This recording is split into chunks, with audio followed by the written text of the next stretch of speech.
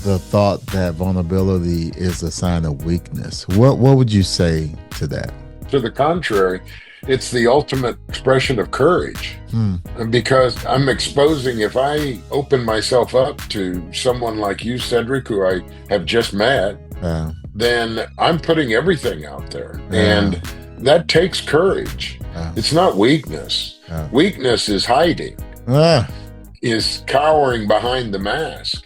Vulnerability isn't about exposing my weaknesses. It's about Hello, hello, hello. Welcome to another knowledge bomb episode of Lead to Greatness, where we believe in helping others reach their greatest potential and together change the world. Today on Lead to Greatness, we have John D. Marvin. And if this is your first time, don't forget to subscribe. Hit that like button, hit the notification bell so you won't miss any of these amazing episodes. And if you're on iTunes, go ahead and rate the podcast and leave a review. That helps get the word out to great leaders and entrepreneurs like yourself. Please help me welcome John with the power of vulnerability and leadership in life.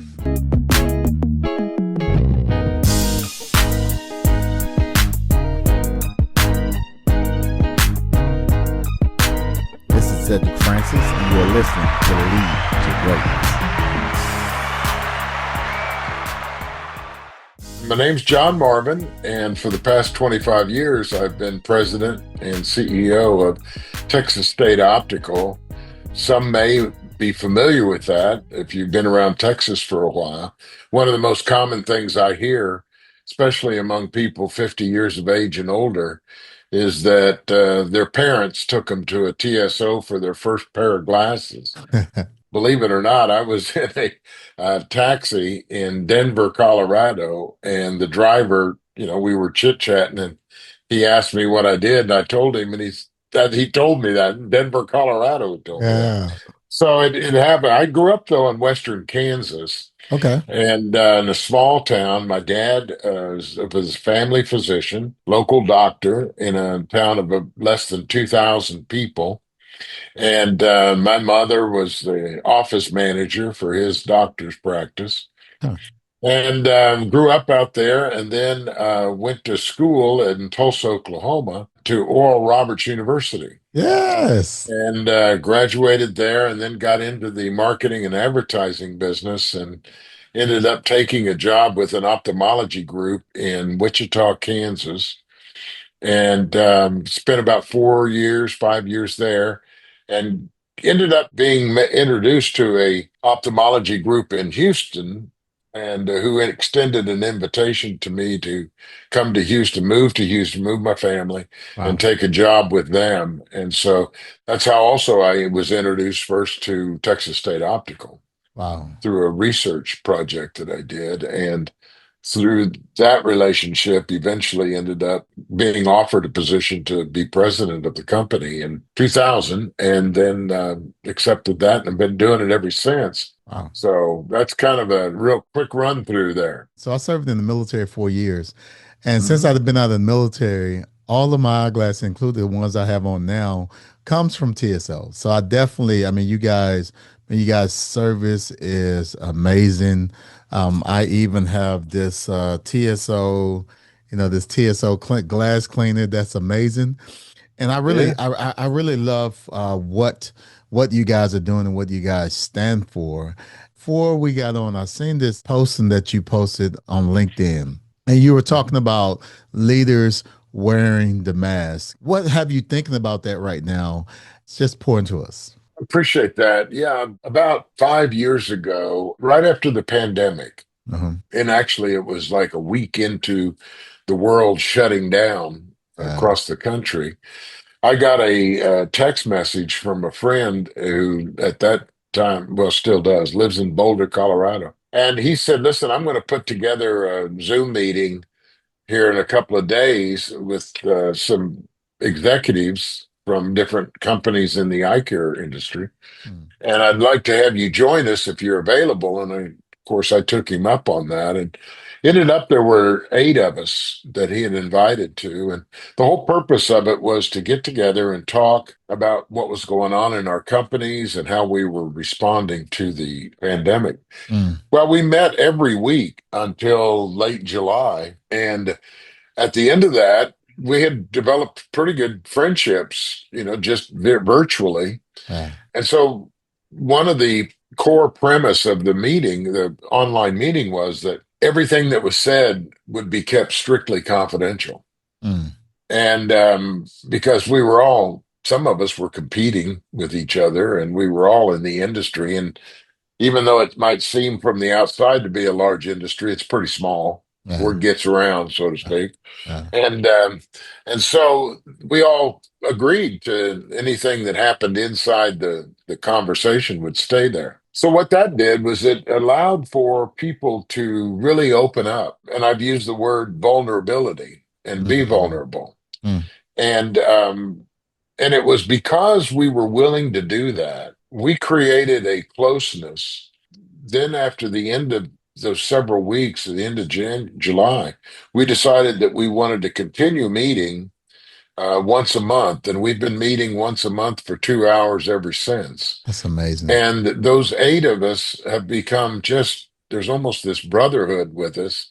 Chase. And during that time, we've listen to each other talk about illnesses that have gone on in families and babies being born and parents dying, Wow. and shared some things that are just deeply personal, Yeah. and been vulnerable. And it was only through that willingness of everyone to be vulnerable with one another did that closeness come.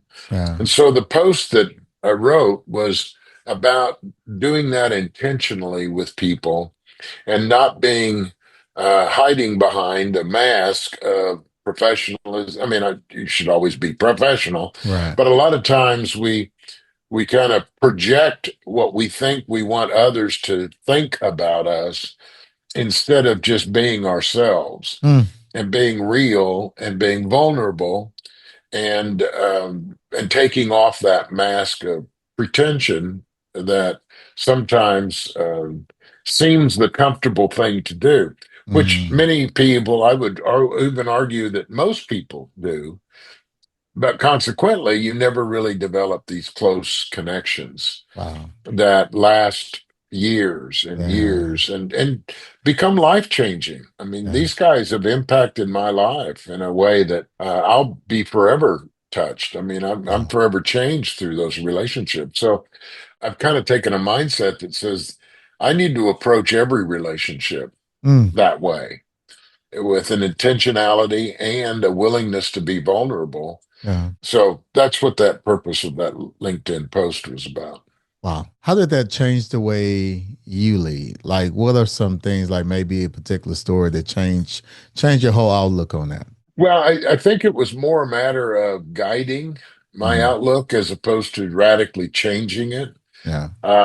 For instance, I mentioned in my kind of giving you an intro, I went to Oral Roberts University. So Mm. early on in high school, I gave my life to Christ, and that impacted my beliefs and my way I looked at life. Yeah. And so when I went to school, that continued to grow.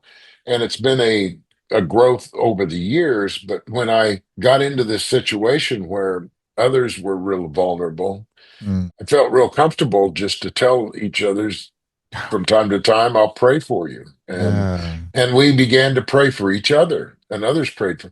So I take that, and then when I work with the team, the people that report to me, I take that same kind of interest in their lives, Yeah. and give them and want to really give them the opportunity to open up, because while we work together, we're still friends and humans, and hurts. And Yes. I've got a young lady that works for me whose father-in-law was facing cancer, and that's a very disruptive and scary time. Yeah. And it's wrong for me to expect her to leave that in the parking lot and get in here and work in the office, and divorce yourself from that emotional Yeah. attention, when it's rather, instead, you bring it in. I mean, she's going to carry that with her. And so let's pray about it. Let's Yeah. work together and know that Yeah. I care about you.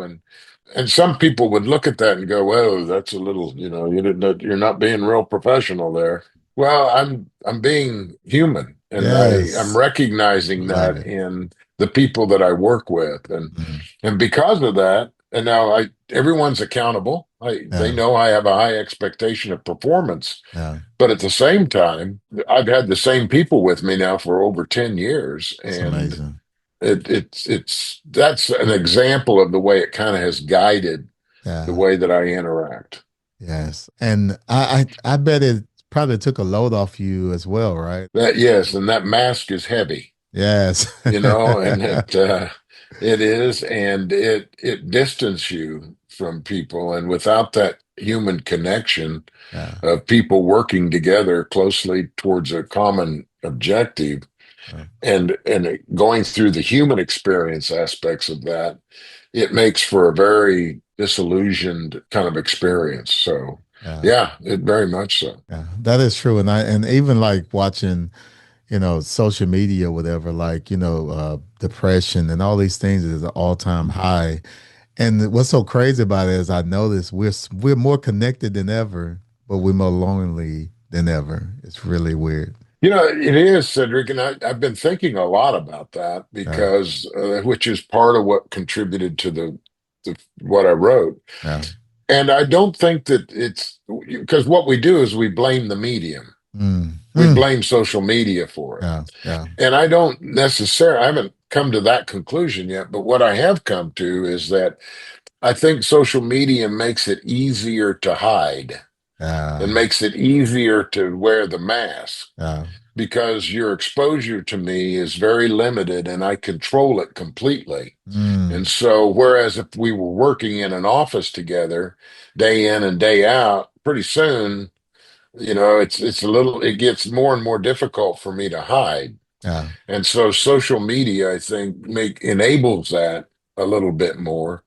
But I do think that you can establish a very real, close connection with people Yeah. through digital media, like Yeah. you're doing with this podcast. Absolutely. And as I told the story, that closeness and this whole idea came as a result of 8 guys being on a Zoom meeting for Yeah. 4 months Yeah. together. Yeah. So it's not the medium, Yeah. it's the person and your willingness to be intentional about opening up and being vulnerable. And I love that, John, because I mean, even now, I mean, we've been talking for a few minutes, but it's like I'm getting to know John, and not John as the boss or John as the CEO, but John as a person. And I think it's definitely very welcoming because it takes all the titles and the things away where you can still do that, but at the same time you still have that respect. I mean, it's respect for your work, but still I get to hear something from a different perspective. I think that's very welcoming, and I mean it builds something that oftentimes this wall is up and we're trying to talk across the wall or whatever. Yeah, it's interesting. Oftentimes, especially in a city the size of Houston, Yeah. you'll run across someone like an Altuve from the Astros or Bregman Yeah. or CJ Stroud or Yeah. some popular, very well-known Yeah. personality. Yeah. Yeah. And oftentimes you'll hear people in telling the story, they'll say, "Man, he was so real. He was just down to earth. Right. He was Right. just like a regular person." Yeah. And of course they are, you Yeah. know. And by just being warm and welcoming and recognizing the value of all of us, everyone enjoys that. Everyone Yeah. likes that, whether you're famous or not. I have a mentor of mine that says, "My name's John and I'm your friend." Yeah. And it's Yeah. just Yeah. that Yeah. simple. Yeah. So Yeah. So you mentioned vulnerability, and Mhm. there's still individuals that's under the thought that vulnerability is a sign of weakness. What would you say to that? To the contrary, it's the ultimate expression of courage. Hmm. I'm exposing, if I open myself up to someone like you, Cedric, who I have just met, Yeah. then I'm putting everything out there. Yeah. And that takes courage. Yeah. It's not weakness. Yeah. Weakness is hiding, Ah. is cowering behind the mask. Hmm. And its vulnerability is simply recognizing that God made me the way that I am. And so I'm going to be true to that. And I'm going to be with you exactly what I am and not try to pretend to be something else. Vulnerability isn't about exposing my weaknesses. It's about being brave enough to be open and expressive of my heart and Yeah. my values and priorities. Awesome, awesome, awesome. So we talked about vulnerability. I kind of want to Mhm. talk about some other leadership lessons that you learned running an organization like TSO. What are some other leadership lessons that you have learned throughout the last 25 years? A couple of things, Hmm. but one of them is personal growth. And so I think it's important that each of us focus on how we can make ourselves better. Mm. And I knew that when I was going to have a responsible role of leadership, that I needed to really become a good leader. Yeah, And I didn't really know what that meant. And so I sought out help. yeah, And one of the sources of really was beneficial to me, helpful to me, was John C. Maxwell, who is I'm a student of his, and yes, I went through his certification course to learn the material and learn about him. And he's got a book that's the 21 Irrefutable Laws of Leadership. And yes, that began to build for me kind of a foundation of knowledge. And then by actually applying and living in that, I could experience myself. I saw myself growing. yeah, And that you indicate, it seems like you know Mr. Maxwell or Reverend Maxwell's yes, work, yes, John Maxwell. And he says leadership is influence, yes, nothing more, nothing less. yeah, And that is such a powerful understanding of leadership yeah, that escape most people. mm, Most people think leadership is authority, yeah, and it's not. It is influence through service. yeah, And you can, he tells the example of you walk into a room and you'll see one or two people commanding the attention of others. And those are the true leaders, what regardless of what title they might have, yeah, because they are the ones with influence. yeah, And so influence was a very important lesson that I learned along the way. And then learning how to influence others through service yeah, and serving the needs of the people that you are leading. yeah. And so those become real core parts of my value system. Oh man. And you want me to tell you, this is so crazy, John, because John C. Maxwell, the exact same book, that's the same book that I read when I first got into leadership. It's really, I'm listening to you. It's the same thing. It's like I wanted to do a great job in leadership, but I didn't know. So I started, I Mhm. read the 21 and it just set me on a path of success. So if anyone haven't read, if you're new to leadership, if you've been put in a position, and John, I want us to talk about this because there's also another book. It talks about the 5 levels of leadership, and the first Mhm. level is position. People follow you because they have to. You've been put in position. People follow you because Mhm. they have to, and that may be someone listening right now that been put in position, but people follow you because they have to, not because they want to. But then they have level 2 leadership is permission. People follow you because they want to. Level 3 is people follow you because of what you've done for the organization. Level 4 is people follow you because of what you've done to them for them. And the 5th level is people follow you because of what you represent. I want to talk about, we talked about that position, and some people may be on that position of leadership where somebody is following you strictly because of your position and your job title. But if you was to leave the job position, they wouldn't follow you to the water to get something to drink. Yeah, just because you've got a title doesn't mean you have any influence. Yeah, yeah, In fact, some people abuse that authority or that position to the point where it drives people away from them. yeah, The other thing I've heard over the years is those who lose find a way to win. They find a way. And so if you've got a Jeez. department of 5 or 6 people and you're abusing that title that you've been bestowed with, then on the short term, those 5 or 6 people may feel like they're losing, but they will find a way to win. And doing Ooh. so, they will undermine everything that you're trying to accomplish. Uh, And so, I would advise anybody who's in that situation, you've just been named for the first time in your life to some role that gives you responsibility for other people. In fact, this actually happened, Cedric. I resigned after 25 years. My position, and the young lady who's being stepping into the position, she and I were talking, and then this isn't the first time she's had management responsibility, mm, but it's been a while. yeah. And so I said to her, like I would tell this person that's just newly stepping into it, I said, the thing you need to do with our board of directors, is reach out to them and schedule a time to go have lunch with them and Mm, just one-on-one listen to them yeah. and listen to what they are wanting to accomplish.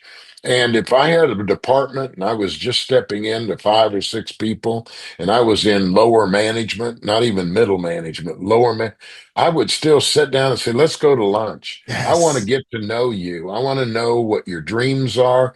Why do you do this job you've come to this company for? Yeah. Because no one does a job for a paycheck. Yeah. Mm. Everybody does a job for what that paycheck provides them, and Wow. learn what that is. And that is different between people. I mean, what one person does for a paycheck and uses that money is different than somebody else. So Just learn what those are so that you can really help those people get the most out of that paycheck. wow. Knowledge. Boom. John, this is really good. I mean, you're really unloading some. I mean, this is leadership 101, building relationships, getting to know individuals. I mean, you really dig. You said a lot. You said a lot in those few sentences that, I mean, some knowledge. Hey, listen, rewind it back the last 5 minutes and listen to that again. I mean, if you do, it would change the way you do leadership. And John, I want you to speak to that.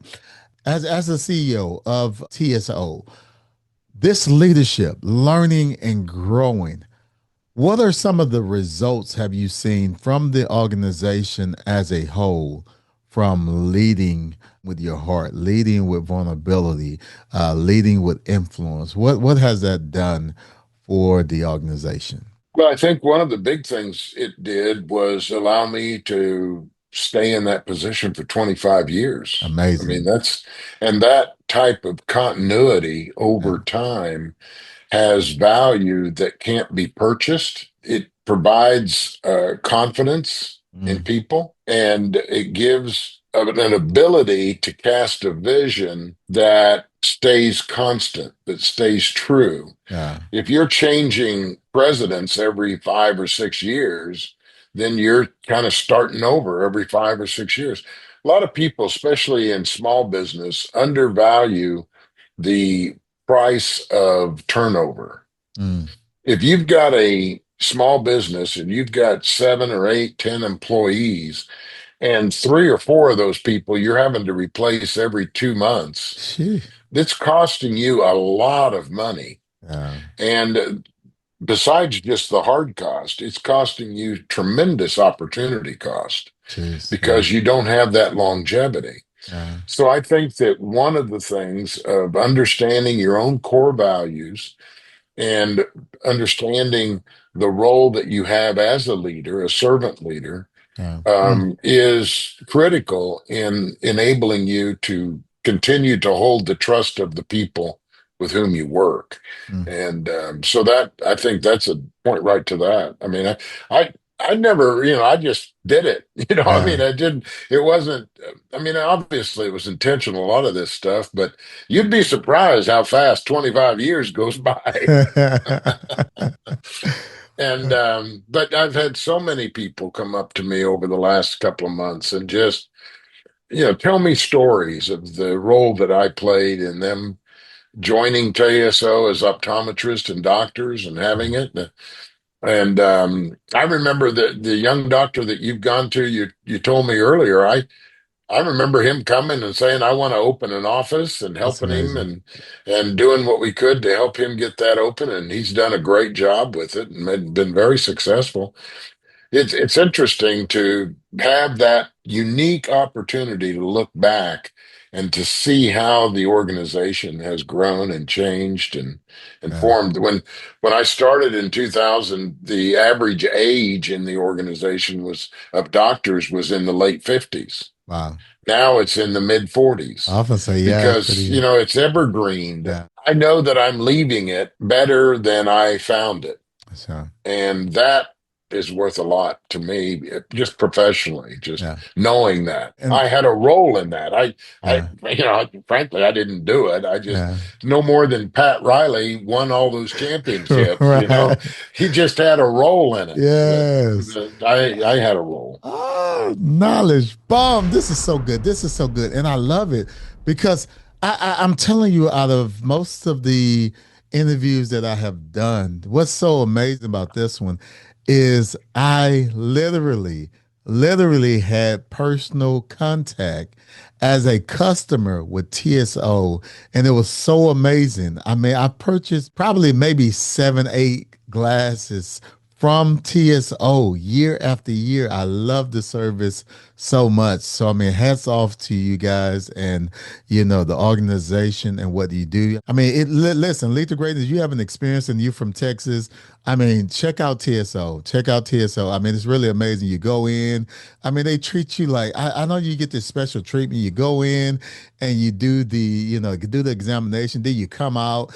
I mean, it's almost like going to God, like you buying a Rolex or something. I mean, they treat the glasses like it's, I mean, like it's a Rolls Royce or something. I mean, it's just, the experience is Mhm. amazing, and man, I love it. Yeah, that's I love it. great. I Thank you love it. so much for supporting it. Absolutely. Thank you all for sure. I mean, because I have to tell you this, if it didn't make me feel the way it made me feel, I probably went one time and never came back. But I mean, repetitive, year after year, I show up to TSO to get a new pair of glasses. So thank you That's great.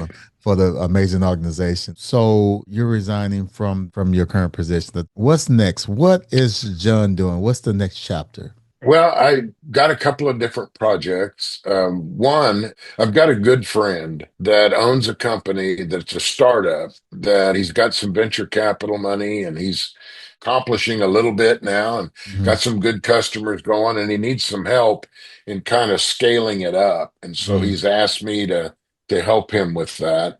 And so I'll be doing that. It's exciting for me. It's in the area of application of artificial intelligence in the eye care space, Wow. and that's pretty amazing. Yeah. So I'm going to be doing that. I've had a book publisher approach me about writing a book on leadership based on my Yes. experiences, and so I've got it about two-thirds of the way done, Okay. and we're planning a fourth quarter release on that. Okay. And so I've got that. I've also got an idea that I'm mulling over trying to develop in terms of a leadership academy that's centered around faith and Yes. a kingdom mindset, so that if you lead with a kingdom mindset and your heart is committed in your relationship with God, it drives your view of leadership and the people you work with. And so Yes. I believe, Cedric, that we are on the front end of a mighty spiritual revival in our Yes. country. I agree. And it's going to be led, probably like others have been, by young people. Yeah. But there are a lot of corporate executives who's got a relationship with Christ, but it's not driving their decisions in their life. Yeah. And a lot of times we hold that back because we are scared. Yeah. What will Mm. people think of us? Yes. And so what we're going to do is provide for kind of a couple of days, a weekend or something, where we bring in some speakers and create that kind of community where we pray for each other, we encourage each other, and we hopefully make an impact in lots of people's lives. So Wow. those are some of the things that I'm going to be working on. Wow, wow, wow. John, I'm definitely excited about that. I really, I don't know. Maybe we can get together and have another podcast interview to talk about your book when you get closer to it. Because I'm gonna tell you honestly, I really enjoyed this conversation. And I have different projects I'm doing here in Houston too. For example, I have a organization called Meet the Streets, where we feed the homeless community, but we provide resources to poverty-stricken communities. So Good. June 4th, Channel 2 News did a story on our organization for 5 o'clock news here in Houston, did a story on us for the things that we're doing. But we're, have a lot of things going on with that. It's a nonprofit organization that we have, and it's really, man, That's it's fantastic. really meet the need in the near downtown area. So it's Mhm. Cashmere Garden, Fifth Ward, up in that Yeah, area. Yep, yep. So we do a lot of we service both areas, but it's expanding now. We getting support. That's a whole nother story for a different time. But the thing about it is like do the right thing no matter what. Mhm. Show up, be consistent, do the right thing. I mean, from in my story, it's gonna come. It's gonna come. I mean, my wife and I Mhm. started. She left Chevron 3 years now, full time Wow, nonprofit, and we started this organization in 2016, and just now 2025. I mean, things is like it's just. I mean, it really it's been amazing. that's fantastic. That's great. I want to do this. I want to do this, Mhm. John. Before we get off today, is there anyone, once we get off the recording on today, once you log off, say, man, you know what? I wish Cedric would ask this, or I wish I would have had the opportunity to share that. If you have that, would you do so at this time? Let us have Wow. it. Well, I'm sure that that will happen, regardless of what I come up with right now. That'll still happen. But I think the thing that I would leave with your audience is I just really want to encourage them to start, Mm, because we've all got something that we would love to do, yeah. and we don't do it because we're a little scared, we're a little reluctant, we don't think we know enough, we want to study some more. But I'm saying to you, start, Mm, because the only way you learn is by doing. mm, I've got a friend who, believe it or not, his job is to lead expeditions and groups of individuals to the top of Mount Everest. That's his job. wow. And you hire him to be your guide, and it takes 2 years of training and about $250,000 if you want to hire him to take you to the top. And he's not uncommon. That there are guys that do that, and that's about what it takes. But I asked him one time, his name was John as well. I said, how do you learn how to climb Mount Everest? And he said, there's only one way to learn how to climb a mountain, and that's by climbing mountains. Woo! And I'm telling you, the if you've been wanting to do anything, start a business, or start a nonprofit, or become a cook, become a chef, just start, Yeah. because the learning is in the doing. Mm, And a lot of people, Henry David Thoreau said, lead lives of quiet desperation. And we always going to work on that tomorrow. We're going to get to it. I'm going to learn a little bit more. I got to read another book. I got to go another seminar. I got to do something before I'm willing to start. And no, start. Do something every day. Do something that makes you work towards getting that done, and not just getting ready for it, but actually getting started doing it. knowledge. Bomb, John, that was amazing. I'm telling you, I wanted to Mhm. get up and just run around the room in here because I mean, you really hit my heart and hit my soul with those words. So thank you so much. And I know the lead to greatness is going to be better because of you. Thank you, thank you, thank you. So, John, if someone wants to connect with you and what you're doing, where should they go? Probably the easiest way to get in touch with me is through my LinkedIn profile. I use my middle initials, so John D. Marvin. You can also do that on Facebook too, and then I'll respond back, and I can give you an email that you can either put in the show notes Okay. and that is jdmarvin@mac.com. If people will write and reach out to me, I'll respond, and if I can, I'll even have a conversation with them if they'd like to visit and learn, and do anything I can to help. And that goes with you too, Cedric. If there's ever anything I can do to help with you or what your projects are doing, just let me know. I'd be happy to. Definitely, John. Thank you. You betcha. On behalf of the Lead to Greatness community, I want to thank you so very much, John, for taking time out of your busy schedule and adding value to us all. My pleasure, and I was glad to do it. I hope everyone has a blessed week. We want to thank you for joining us today on the Lead to Greatness podcast. So remember, if you help others reach their greatest potential, together we can change the world. Peace.